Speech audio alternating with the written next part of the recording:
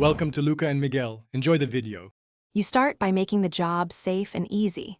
Park level, set the brake, and disconnect the negative battery terminal to avoid shorts. Once done, open the hood and remove any engine cover that blocks the headlight area. You'll usually see 2 to 3 10mm fasteners and a plastic trim clip.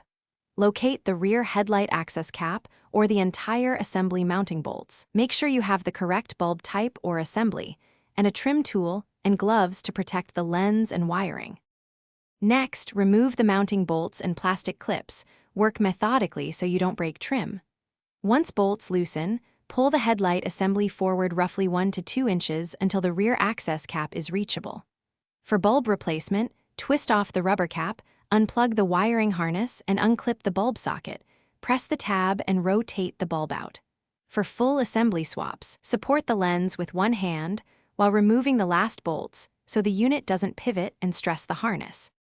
Finish by installing the new bulb or mounting the replacement assembly. Install bulbs without touching glass, align tabs, and rotate until it locks.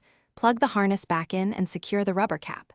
Reseat the assembly, tighten bolts and clips evenly, then reconnect the negative battery terminal. Test low and high beams and verify beam aim. Make sure hood is down while checking alignment. If the light flickers or doesn't work, check the connector pins, ground connection, related fuses, and battery voltage before rechecking the bulb seating. Thanks for watching and please subscribe. It's the best investment you'll ever make.